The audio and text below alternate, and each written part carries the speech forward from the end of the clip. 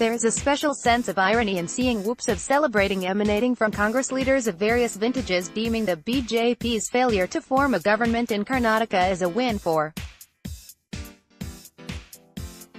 the constitution, democracy, judiciary and all things good. Seeing their celebrations, one might even be fooled into thinking that Congress had never veered off the straight road while fighting elections.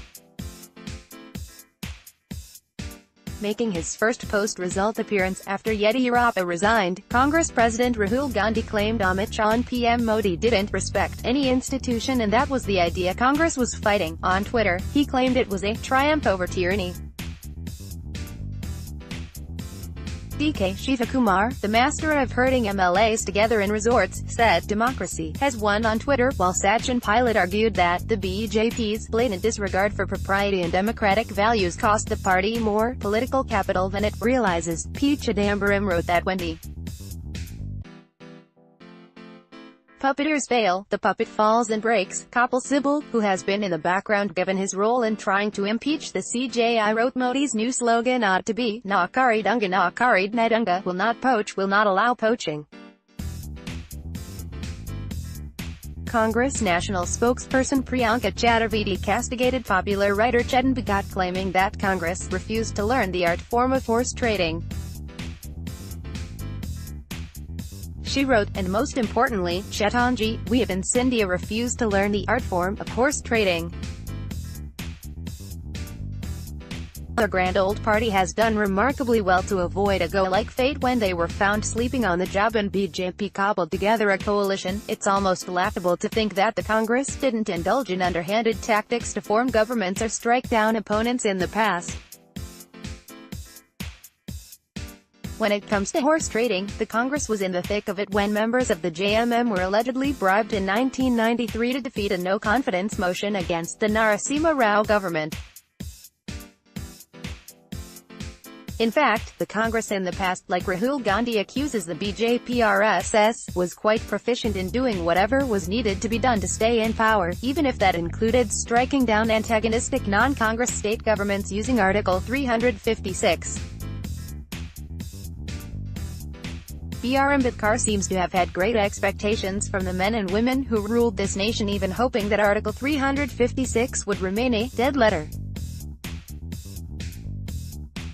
Acknowledging that this particular article was liable to be abused or employed for political purposes, he had said, if at all they are brought into operation, I hope the President, who is endowed with these powers, will take proper precautions before actually suspending the administration of the provinces. I hope the first thing he will do would be to issue a mere warning to a province that has erred, that things were not happening in the way in which they were intended to happen in the Constitution.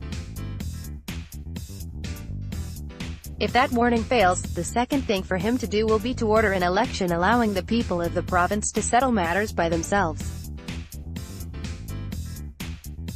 It is only when these two remedies fail that he would resort to this article. It is only in those circumstances he would resort to this article. I do not think we could then say that these articles were imported in vain or that the President had acted wantonly. There is a difference between letter of the law and spirit of law, and those that have ruled us have veered dangerously towards the former. Sadly, the Constitution was written by far better men that have ruled us, and Article 356 and numerous presidents acted wantonly to dismiss governments when asked to do so.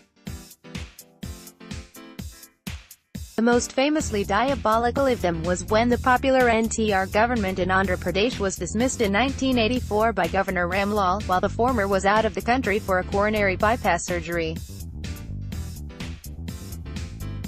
This wasn't the first instance of a government being dismissed. In 1953, the first non-Congress government headed by Jaian Singh Rarewal in the Patiala in East Punjab States Union was sacked. In 1959, Kerala's first elected communist government under Ms. Namboodiripad was taken out after Indira Gandhi convinced Nehru to dismiss the government. It's believed that the dismissal was engineered with the help of the CIA, since the democratic victory of a communist party had sent alarm bells ringing in Washington. Buddha Singh, Rajiv Gandhi's home minister from 1986 to 98, was infamous for taking down state governments during his tenure, and also for his role in denying NDA the chance to form a government in 2005. Even the first non-Congress government headed by the Janata Party did the same when it rested power in 1997, as did Indira Gandhi to Janata Party state governments. When Indira Gandhi returned to power in 1980, it was only the 1994 Bama vs. State of India 1994 judgment which took away the arbitrary powers of the centre to strike down the state governments as it pleased. To prevent the misuse of this power, the apex court ruled that all majorities would have to be tested on floor of the House, that centre would have to give warning before pulling the plug, and the courts could reverse decisions when Article 356 was improperly used.